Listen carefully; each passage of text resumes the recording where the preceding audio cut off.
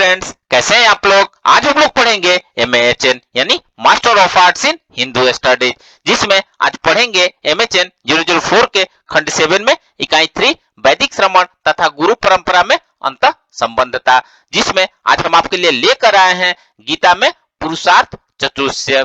तो video start करने से पहले जो भी फ्रेंड्स हमारे चैनल पे नए आए हैं कृपया चैनल को सब्सक्राइब कर ले और बेल आइकन को प्रेस कर दे, ताकि जो भी लेटेस्ट वीडियो हमारे चैनल पे आए वो सबसे पहले आपको मिल सके। तो आइए ज्यादा टाइम को न लेते हुए चलते हैं अपने टॉपिक पर। वैदिक श्रमण तथा गुरु परंपरा में अंत संबंधता में गीता में पुरुषार्थ चतुष्य के बारे में पढ़ते हैं। तो आइए वीडियो को स्टार्ट करते हैं। गीताकार की मान्यता भी यही प्रतीत होती है कि अर्थ और काम को धर्माधीन होना चाहिए और धर्म को मोक्षाभिमुख होना चाहिए।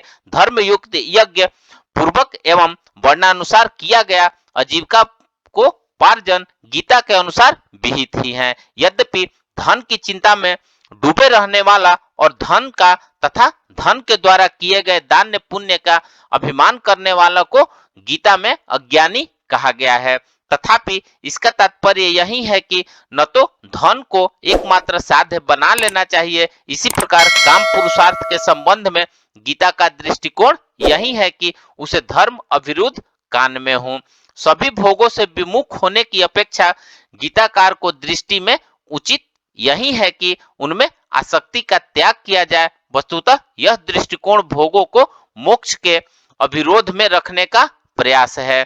इसी प्रकार गीता जब यह कहती है कि बिना यज्ञ के जो भोग करता है वह चोर है, तो उसका प्रमुख दृष्टिकोण काम पुरुषार्थ को धर्माभिमुख बनाने का ही है। इस प्रकार हम देखते हैं कि जैन, बौद्ध और गीता की विचारधाराओं में चारों पुरुषार्थ की स्वीकृति है। यद्यपि सभी ने इस बात पर बल दिया है कि अर्थ और काम पुरुषार्थ को धर्म अभिरुद्ध होना चाहिए और धर्म को सदैव ही मोक्षाभिमुख होना चाहिए। वस्तुतः यह दृष्टिकोण न केवल जैन, बौद्ध और गीता की परंपराओं का है, वरन समग्र भारतीय चिंतन की इस संदर्भ में भी यही दृष्टि है। मनु कहते हैं कि धर्म विहीन अर्थ और काम को छोड़ देना चाहिए। महाभारत में भी कहा गया है कि जो अर्थ और काम धर्म विरोधी हो उसे छोड़ देना चाहिए।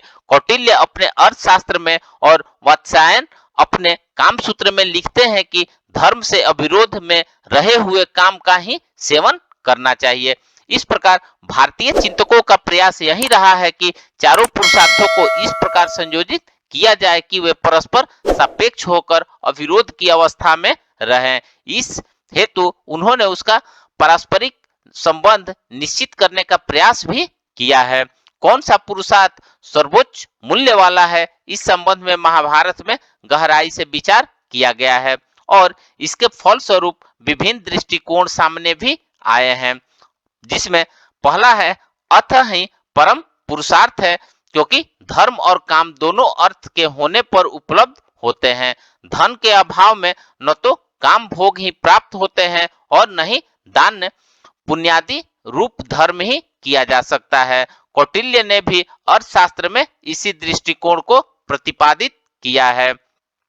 काम ही परम पुरुषार्थ है, क्योंकि विषयों की इच्छा या काम के अभाव में न तो कोई धन प्राप्त करना चाहता है और न कोई धर्म करना चाहता है।